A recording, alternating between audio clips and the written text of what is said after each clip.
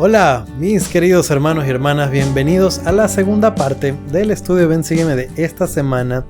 Empezamos en la parte 1 conversando varias cosas acerca de José y de cómo recibió a sus hermanos y toda la operación que se mantuvo en secreto de ellos. Y hoy vamos a conversar un poco más sobre qué pasó en adelante una vez que él se dio a conocer a ellos. Estamos estudiando esta semana los capítulos 42 al 50 de Génesis. Yo soy Daniel Ampudialazo, este es el estudio de Ven Sígueme. Bienvenidos. En la primera parte aprendimos bastante, no tanto por precepto, sino por ejemplo, acerca del perdón. Pero no tuvimos tiempo de conversar algunas cosas de las que vamos a hablar más hoy. Y entrando en materia, seguimos en el capítulo 45, pero vamos hacia los versículos finales. José, una vez que se dio a conocer a sus hermanos, los abrazó, lloró con ellos, les dijo que no se preocupen, les dio regalos, los cargó de comida y los mandó con la comisión de que le digan a su papá que vengan a vivir allá. Y tenía no solamente el permiso de Faraón, sino más allá de la aprobación, era una invitación. Faraón era contentísimo con José, más o menos como Labán era súper contento con Jacob. Eran gente que trabajaba muy bien, muy bien. Entonces Faraón le dice contentísimo: trae a tu familia, pueden vivir en la tierra de Gosén, no pasa nada, le cedemos ahí todo ese territorio para ellos, hacemos fiesta, son bienvenidos, etcétera, etcétera. Ahora, José los manda entonces, vayan todos, vayan felices, vayan con todos estos regalos y traigan a la familia. Y algo interesante es que les dice, esto está en el versículo 24, les dice: y despidió a sus hermanos y se fueron, y les dijo: no riñáis por el camino. Recuerden que él era hermano menor. Entonces es un poco extraño que el hermano menor recomiende o aconseje a sus hermanos, pero obviamente la situación de ellos era distinta. Y miren cómo él se seguía preocupando por ellos, a pesar de todo. Estaba preocupado por sus sentimientos, así que les dijo: ustedes no se preocupen por lo que pasó conmigo. Por eso que ustedes hicieron, Dios nos salvó a todos, nos salvó del hambre. Y estamos bien. Y ahora les dice: y vayan y no peleen. Hasta risa me da. Qué lindo José. Ahora, ellos van donde Jacob y tienen que contarle todas estas cosas. Y es casi, esto es una historia de película, de novela. 26, 27 y 28, leamos. Y le dieron las nuevas diciendo: José vive aún, y él es Señor en toda la tierra de Egipto. Y su corazón desmayó, pues no les creía. Y ellos le contaron todas las palabras de José que les había hablado. Y viendo Jacob los carros que José enviaba para llevarlos, el espíritu de Jacob su padre revivió. Entonces dijo Israel: basta, José mi hijo vive todavía, iré y lo veré antes que yo muera. Llegó el momento. Para Jacob, José tuvo su momento con sus hermanos, pero ahora llegaba el momento de Jacob. Él se percibía, cada vez que él hablaba del Seol y de todas estas cosas, es porque él sabía que no le quedaban muchos años. Él se sentía ya envejecido, ya débil. Y José, mi hijo, vive todavía. ¡Qué emoción tan grande tiene que haber sido para este buen hombre y para todas las cosas que había sufrido, para todo lo que había padecido, para las pérdidas que había sufrido! ¡Qué cosa tan linda! Él pudo haber vivido el resto de su vida sin saber lo que había pasado, pero la multitud de las tiernas misericordias de nuestro Padre Celestial llegaron a él. Yo pienso que hay tal vez muchas cosas en las que ustedes y yo tenemos sentimientos y pasan los años y tenemos algo algo que está ahí, que no nos deja, que es un problema. No en todas las cosas será así, pero hay regalos, atenciones, sorpresas, tiernas misericordias que nuestro Padre Celestial tiene preparadas para nosotros, para un momento cuando más lo necesitemos. Y va a ser la manera en la que Él se manifiesta a nosotros, nos demuestra su amor. Y yo me imagino que es felicidad para el Padre Celestial también poder, especialmente a hijos buenos como Jacob, darles finalmente esto, por lo que habían tenido que esperar tanto, sufrir tanto. Ahora, yo no sé ustedes, yo me alegro muchísimo por Jacob. Esto pasó hace miles de años, pero son historias reales, conmovedoras y muy, muy reales. Yo creo que es ocasión, al hablar de estas cosas, de que nosotros pensemos en nuestra familia, en de pronto a alguien con el que no nos llevamos tan bien, con el que hay roces o con quien las cosas no están tan bien. Y es momento de dejarlo ir y de pensar, bueno, no quiero que te sientas mal por esto que pasó. Aun si yo soy el que me siento ofendido, tú no te sientas mal por esto que pasó. Estamos bien ahora.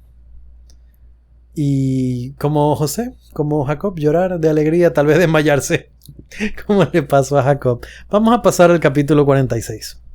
Se dice entonces ya para este capítulo que Israel, Jacob, como quieran llamarle, sale y cuando llega a Beerseba ofrece sacrificios a Dios. Cuando yo leía esto pensaba, está viejo que piensa que ya se va a morir, tiene fuerzas todavía y él sabe que es un sacerdote del Altísimo. Y por viejo que esté, él ofrece sacrificios al Dios de Isaac. Me encanta porque estos patriarcas siempre recuerdan al Dios no solamente como nuestro Padre Celestial, sino que era la tradición de sus padres, así que es el Dios de mi papá, el Dios de mi abuelo, y esto me hacía pensar, nosotros debemos enseñar así a nuestros hijos, para que cuando ellos busquen a Dios piensen en el Dios de mi papá, el Dios de mi mamá, aquel en el que él confiaron. Te ofrezco esto, o te pido esto. No estaría de más, tal vez en algún momento, ser agradecidos, recordar cuán grandes cosas, cuán grandes bendiciones han recibido nuestros padres, y nosotros hacer una oración así. Nuestro Padre Celestial, Dios de Álvaro, que lo protegió, que lo salvó de la muerte en múltiples ocasiones. Gracias. Dios de Cecilia, a quien tú guiaste.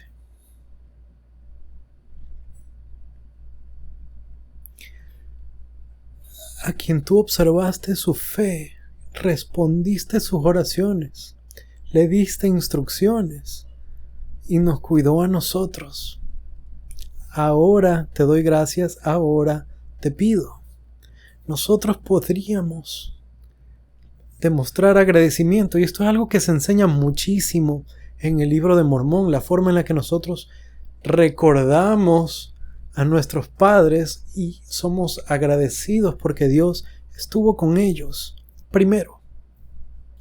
De pronto alguien que me escucha va a decir, bueno, pero es que yo fui el primer miembro de la iglesia en mi familia. No importa si sus padres fueron devotos, si su corazón estaba entregado a Dios, sea de la religión que haya sido, podemos hacer esta oración, podemos ser agradecidos, aun si estamos viejos. Y miren el caso de Jacob, muy mayor, muy entrado en años, pegarse un viaje tenaz y en medio camino ofrecer sacrificios al Dios de Isaac. Ahora, respuesta a estas oraciones y estos sacrificios, versículos 2 y 3. Y habló Dios a Israel en visiones de noche y le dijo, Jacob, Jacob, y él respondió, heme aquí. Y dijo, yo soy Dios, el Dios de tu padre. No temas descender a Egipto, porque allí haré de ti una gran nación. Estos versículos me gustaron mucho por todo lo que les dije hace un momento, porque se enlaza con todo esto. Miren cómo Dios se presenta. Soy el Dios de tu padre. Y me encanta la disposición de Jacob de decir, heme aquí. Paréntesis, cuando leemos esto en casa con nuestra familia, es un buen momento para preguntar a nuestros hijos, a nuestro cónyuge, ¿tenemos disposición de hacer lo que Dios nos dice? Cuando escuchamos el llamado de Dios decimos, heme aquí. Y eso es un buen ejercicio para hacer. Continuando, yo soy el Dios de tu padre, no temas descender a Egipto, van a ser una nación grande. Yo me puse a pensar bastante, Dios sabía lo que iba a pasar después. Que va a ser lo que estudiemos la próxima semana. Va a estar súper chévere porque vamos a empezar a hablar de Noé. Dios sabía lo que iba a pasar después. Pero se les promete que van a ser una gran nación y que no tengan miedo de ir a Egipto. Ahora, para José, para sus hermanos, para Jacob, ellos se iban a convertir en una gran nación ahí. Ellos iban a estar bien. El problema iba a ser después. Esto me hace pensar, nosotros podríamos recibir revelaciones de Dios en las que se nos dice que algo está bien. Ahora, eso no significa que eso debe ser así por el resto de la vida y por toda la eternidad, porque las revelaciones se dan según la necesidad. Para ellos la revelación fue vayan a Egipto. Y para otros, después de ellos, la revelación fue salgan de Egipto. Me puso a pensar mucho porque para nosotros en un momento de la vida puede la revelación decir dedícate a tu trabajo, y en otro momento dedícate al llamamiento, y en otro momento dedícate a tu familia. Y no podemos quedarnos con una sola de estas cosas. En algún momento de la vida, toda nuestra vida va a girar en torno a un llamamiento, como es el caso de los obispos, que tienen muchísima responsabilidad, o de los presidentes de estaca.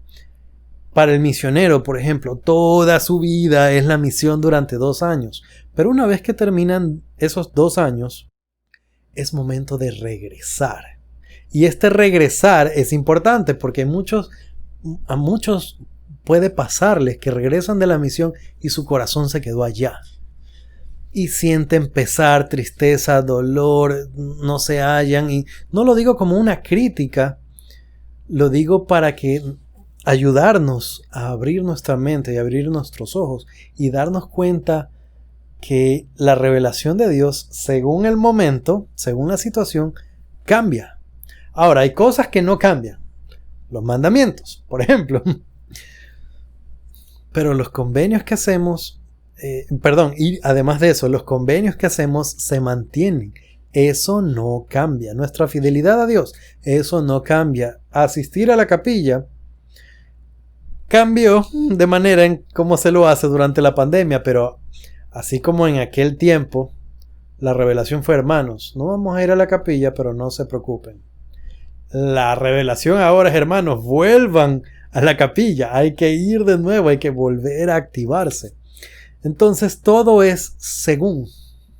En adelante se da una lista de un montón de gente, de estos son los hijos de Jacob y estos son los hijos de Jacob, y son un montón de gente. Y se está especificando las generaciones de ellos y todos los que fueron en este viaje. Es muy importante de forma histórica para saber quiénes eran, y también es importante porque nos hace entender que debemos trabajar, por ejemplo, en historia familiar. Para algunos de nosotros es más difícil. No somos muy buenos para eso, pero sé de algunos de ustedes que son bastante buenos, ya me lo han comentado antes. Muy bien, en el capítulo 47 se da una explicación financiera de cómo eran las cosas. Ellos se establecen en esta tierra de Gosén, los israelitas, ya podemos decir. Se establecen ahí y se explica cómo ellos vivían. Resulta que los egipcios, como entre las cosas que ellos adoraban ciertos ganados. Para ellos era mal visto el trabajo ganadero que tenían los israelitas, porque los israelitas mataban los animales que ellos adoraban. Entonces no comían juntos. Aun cuando era así raro, tenían en general una buena relación y aún una buena tolerancia. Para mí esto es una buena representación que nosotros no tenemos que tener exactamente la misma religión, ni siquiera las mismas creencias que otras personas para convivir con ellos y que las cosas estén bien. José era tranquilo viviendo con los egipcios, aun cuando sus costumbres eran muy distintas. Se explica que primero ellos compraban con dinero y luego el dinero eventualmente se acabó y luego pagaban de una manera, de otra manera, hasta que finalmente lo que tuvieron que hacer era que pagaban un interés de sus cosechas y de su ganado. Y de esta forma se creó esta relación con los egipcios en las que ellos eran casi que siervos de los egipcios. Al principio todo bien. Después vamos a conversar de cuando todo se puso mal. Eso es para la próxima semana. Pero vamos a los versículos 29 en adelante del 47, porque hemos llegado a cierto momento de la historia. Dice: y llegaron los días de Israel para morir.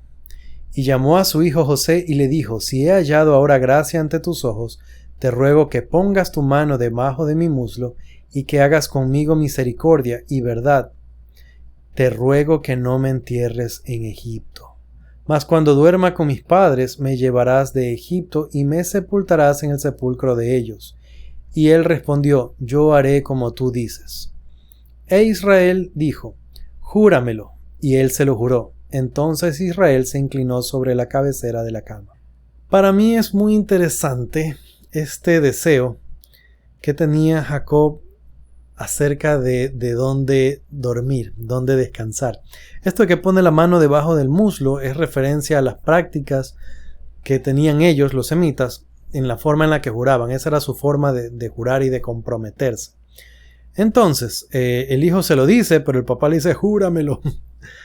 Esto a mí me indica, obviamente, no que no confiara en su hijo, sino lo importante que era para él descansar en la tierra de sus padres. Ahora, en el capítulo 48 hay momentos bien bonitos, bien lindos, en los que Jacob conoce a los hijos de José, a Manasés y a Efraín, y los bendice, y les cuenta algunas cosas y le da bendición. Algo interesante es que, así como pasó con él, Jacob intercambia y da la bendición más larga o de primogenitura al menor de ellos. Y el papá, José, lo iba a corregir como: papá, no, están mal los brazos. Y Jacob insiste como: deja que así es. Y esto a mí me hace pensar en que era un patriarca. Y cuando da la bendición, él sabe qué bendición le da a quién. Y finalmente es más importante, mucho más importante, en qué orden nacen las personas, sino cómo es. Ahora, no es que uno de los hijos fuera bueno y el otro malo, como se ha visto en otras circunstancias y en otras ocasiones, sino que uno sería una nación más grande que la otra. Así de sencillo. Y no importa en qué orden hayan nacido, así es como va a ser, y él como patriarca lo sabía. Esto me hizo pensar en muchísimas otras cosas, porque estaba yo dándole vueltas al asunto y José se casa con la hija del sacerdote de On. Era una egipcia. Ahora, cuando nosotros aprendimos acerca de Noé, aprendimos que uno de sus hijos, Cam, se casó con Egiptus y tuvo por hijo, a Canaán, y que Canaán ya no tuvo acceso al sacerdocio. Y a mí esto me puso a pensar, ¿por qué por un lado estos dos muchachos, Efraín, niños en este momento me imagino, Efraín y Manasés, reciben bendiciones patriarcales con muchas promesas, bendiciones grandísimas? Y por otro lado, en lugar de ello, Canaán pierde el sacerdocio, el hijo de Cam, que era hijo de Noé. Entonces estaba pensando yo, es una cosa parecida, el uno se casa con una egipcia, el otro se casa con una egipcia. Yo estaba pensando, la diferencia no está en la letra de la ley en este caso, en estos casos, sino que está en el espíritu de la ley. José era fiel. Él se casó con alguien que no era del convenio porque no le quedó más. No había. Él nunca pensó que se iba a volver a ver con su familia, con su padre y tanta cosa. Y sus hijos eran buenos hijos, que recibieron grandes bendiciones de Jacob.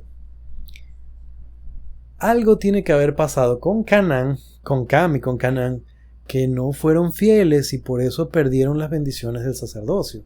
Más allá de, como les decía, de la letra de la ley. Y esto me hace pensar que realmente por eso es que no damos una fórmula. Alguien dice, mijito, usted tiene que casarse con un misionero retornado. No puede ser nadie que no sea un misionero retornado. Y todos los que hemos ido a la misión, sabemos que en la misión hay de todo. Hay gente muy fiel, misioneros muy buenos, especiales, estrellas. Y otros que no sabemos qué hacen en la misión, por qué están ahí, ni cómo es que regresan a su casa después de 2 años y no antes. Entonces, ser misionero retornado no es algo que valide a la persona para ser candidato perfecto a matrimonio. A nuestras hijas les tenemos que enseñar que se casen con un hombre bueno, fiel, que ame a Dios. Tal vez conoció la iglesia después y no pudo servir una misión. Pero va a ser tal vez mejor hombre que uno que sí fue a la misión. Vamos a ver casos y casos y no deberíamos utilizar estas normas que imponemos a veces sin mucho pensarlo, sin considerarlo correctamente. Conozco personas que han conocido gente que no es de la iglesia, que se unen a la iglesia con un testimonio real, verdadero, potente. Y a veces son mejores que muchos miembros viejos de muchos años de la iglesia. Y son personas fieles. En otras ocasiones vemos a alguien que se bautiza solamente para casarse y después ya no es fiel en la iglesia. Entonces, las situaciones pueden ser muchas. Pero a lo que ve Dios y a lo que deberíamos nosotros esforzarnos por ver es el corazón y la disposición de las personas. Y no ver tanto estas normas y estas reglas arbitrarias a veces que no ayudan. Muy bien, entonces Jacob bendice a Efraín y a Manasés, como les digo, bendiciones importantes, cada uno una nación muy, muy, muy grande. Y podríamos hablar mucho tiempo sobre las cosas que se les prometen y qué significan, pero no quisiera tomar yo demasiado tiempo para eso. Es algo que se puede conversar en casa y tratar de jugar un poco en qué crees que significa esto, a qué se referirá. Es un buen tiempo también para recordar nuestra bendición patriarcal. Nosotros también podemos, y va a ser más fácil entender e interpretar qué significa esa, que tal vez estas bendiciones en lenguaje muy antiguo y con quién sabe cuánta relevancia y significado para ellos de tantas cosas. Ahora, el capítulo 49 incluye las bendiciones de las casas de Israel, ahora sí las de todos sus hijos. Un detalle que a mí me pareció muy interesante es que Jacob le dice a José que toma a sus hijos para sí y que son suyos y por eso se convierten en casas de Israel. Ahora, eso no significa que José ya no tiene hijos o que ya no tiene descendencia, sino que estos dos son incluidos en las bendiciones de las casas de Israel. Cuando ya hablamos de las bendiciones de las 12 casas, hay muchísimo significado, podemos hablar mucho de ello, pero quisiera hacer un símil con nuestra bendición patriarcal. Hay algunas de estas bendiciones que uno las lee y son regaños. Así, son un regaño. Y yo estaba pensando, nosotros podemos aprovechar mucho mejor nuestra bendición patriarcal si nos preparamos espiritualmente para ella, si tratamos de estar en una posición en la que Dios realmente puede no solo bendecirnos a través del patriarca, sino que sea una ocasión para que se nos hable de la multitud de sus tiernas misericordias, de lo que vendrá, de lo que podemos esperar, de entender un poco qué espera Dios de nosotros y qué quiere para nosotros. En lugar de nosotros estar mal preparados, tal vez cometiendo uno que otro pecado, y que en la bendición patriarcal nos salgan son regaños, advertencias o cosas de ese tipo. Ahora, si a alguien le tocan advertencias en su bendición patriarcal, no lo piense así como Eso quiere decir que va a haber momentos desafiantes en nuestra vida y esas advertencias nos pueden significar en una gran bendición para nosotros si estamos atentos, apercibidos, preparados. ¿Ok? Ahora, para mí lo más notable de estas bendiciones es que hay algunas muy chiquitas y hay otras que son muy largas. Para esto, cuando uno las lee, también son como bien poéticas. Y yo estaba pensando, qué lindas bendiciones. Como al escribirlas son versos prácticamente. Y cómo han sobrevivido al tiempo. Que cómo habrá sido en su propio idioma y solamente podemos imaginar. Ahora, las bendiciones más largas son las de Judá, las que pertenecen a Judá, y las de José. ¿Por qué? En alguna ocasión, cuando yo recuerdo que las veía en la Biblia, y en la Biblia es mucho más fácil que verlo en el teléfono o en una computadora, porque uno ve los párrafos y está viendo unos parrafitos así que dicen la bendición a Adán y una cosa así. Y uno llega a la de Judá y es amplia. Y como les decía que son las más chéveres, vamos a leer esas. Estamos en Génesis 49, versículos 8 en adelante, la bendición de Judá. Judá, te alabarán tus hermanos. Tu mano estará en la cerviz de tus enemigos. Los hijos de tu padre se inclinarán ante ti. Cachorro de león es Judá. De la presa subiste, hijo mío, se encorvó, se echó como león, así como león viejo. ¿Quién lo despertará?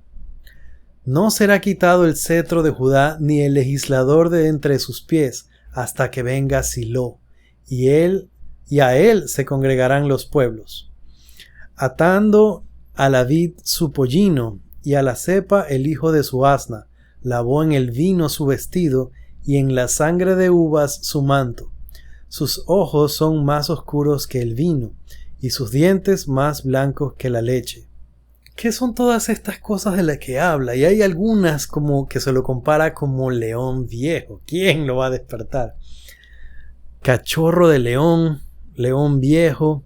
No será quitado el cetro de Judá. ¿Por qué habla de un cetro? ¿Qué es este legislador? ¿Por qué dice que a él se van a congregar los pueblos? Habla de un pollino. Habla que lavó en vino su vestido. Y en la sangre de uvas su manto. De Judá, esta bendición es tal vez la que más me gusta. De Judá saldría Jesucristo. El legislador, porque es el que nos va a juzgar, porque se le va a entregar todo poder por ser el Hijo de Dios. Sus vestidos en vino es una promesa, no para su primera venida, sino para la segunda venida, que vendría vestido de rojo, como aquel que ha pisado el lagar, que es otra profecía. Y aquí dicen la sangre de uvas su manto, hablando de cómo en su sacrificio él sangra por cada poro y tiñe su ropa. La bendición de Judá, todas estas cosas, hablar del cetro como el de un rey, es porque es las profecías de que por este lado vendría Jesucristo. Y es lindo leer esta bendición. Ahora, como les decía, hay otras que son chiquititas. La siguiente es la de Zabulón. Dice, que es versículo 13. Zabulón en puertos de mar habitará y será para puertos de naves, y su frontera hasta Sidón. Y eso es todo. Y sacar lo mismo, son cosas chiquitas, dan lo mismo, par de versículos. Y así, todas son chiquitos. Neftalí. Ahora, en el 22 empieza la de José. Como les dije, hay dos que son bien grandes. Judá, José. Ya sabemos por qué es grande la bendición de Judá. La nación judía sería la única que quede. En el Nuevo Testamento conocemos solamente el pueblo israelita, no es más. Son simplemente los judíos, porque son los únicos que quedaron. Y por eso es una bendición también bien grande. Ahora, José, versículos 22 en adelante. Rama fructífera es José, rama fructífera junto a una fuente, cuyos vástagos se extienden sobre el muro. Y le causaron amargura y lo asaetearon, y lo aborrecieron los arqueros, mas su arco se mantuvo firme, y los brazos de sus manos se fortalecieron por las manos del fuerte de Jacob. De allí es el pastor, la roca de Israel. Por el Dios de tu Padre, el que te ayudará, y por el Omnipotente, el que te bendecirá, con bendiciones del cielo de arriba, con bendiciones del abismo que está abajo, con bendiciones de los pechos y de la matriz. Las bendiciones de tu Padre fueron mayores que las bendiciones de mis primogenitores, hasta el término de los collados eternos, serán sobre la cabeza de José, y sobre la coronilla del consagrado de entre sus hermanos. Linda bendición, larga bendición, y habla de muchas cosas. Habla de amargura y de enemigos, pero de que él es bendecido, bendecido en gran manera. Bueno, él no, ellos, toda la tribu y toda su descendencia, que son fortalecidos por Dios. Y empieza diciendo, rama fructífera es José, se van a multiplicar. Habla de que ellos se extenderían sobre el muro. ¿Qué significa eso? Más adelante en el versículo 26 dice, hasta el término de los collados eternos. ¿De qué está hablando? ¿Qué es esto de más allá del muro, que se extiende más allá del muro y de que va hasta estos, ¿cómo era otra vez? Collados eternos.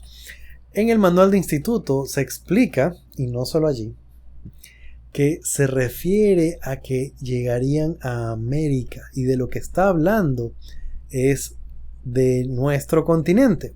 Ahora, más particularmente, yo les he hablado de esto antes, lo que yo entiendo por análisis de geología, historia y otras cosas, es que los nefitas se asentaron en la parte norte de América. Y según lo analizamos de las revelaciones recibidas por José Smith, que ellos estaban asentados en Missouri, en Ohio. Entonces, esta promesa de crecer allende al muro, este muro del que habla son las grandes aguas, el océano, y que la casa de José crecería del otro lado. Sabemos que eso se cumplió porque Nefi dice que él es descendiente de José. Y sabemos que los nefitas hicieron una gran nación, nefitas y obviamente lamanitas. Y esta tierra y estas promesas y estas cosas de las que se habla son las promesas que se tienen hasta hoy. Ahora, dos grandes naciones, Judá, los judíos, todo el Nuevo Testamento son historias de ellos, y José, el libro de Mormón. Entonces tenemos los libros de estas dos grandes naciones bendecidas por Dios, privilegiadas, y me parece emocionante como desde ahí, desde esa época, el Señor sabía de quiénes estaba hablando. Yo veo toda esta bendición de Judá y todas las cosas de los apóstoles del Señor Jesucristo y del mismo Señor Jesucristo, y leo las cosas de José y pienso en los nefitas y en sus grandes profetas y en todas esas cosas. Como les decía, esto es para analizarlo súper chévere en casa con familia y para recordar un buen momento, para recordar nuestra bendición patriarcal. Hemos aprendido a valorar la familia. Hemos visto estos momentos alegres de Jacob, pensar que nunca volvería a ver a su hijo, pero no solo eso, sino ver a sus nietos, a los hijos de José. Vimos este lindo reencuentro con su padre, vimos cómo llegaron y se establecieron con los egipcios. Sabemos que fue un mandato del Señor y que el Señor les dijo, van a estar bien, ellos. La próxima semana vamos a conversar de cómo esto, generaciones después, se voltea y es necesario que los israelitas salgan de Egipto. He disfrutado mucho hablar de esta familia, he disfrutado mucho hablar de los patriarcas. Y me ha hecho pensar mucho en nuestras propias familias y en nuestras historias. Mis queridos hermanos, les estoy muy agradecido, les estoy profundamente agradecido por su apoyo, por sus lindas palabras, por sus comentarios. Los quiero mucho. Conmigo será hasta la próxima.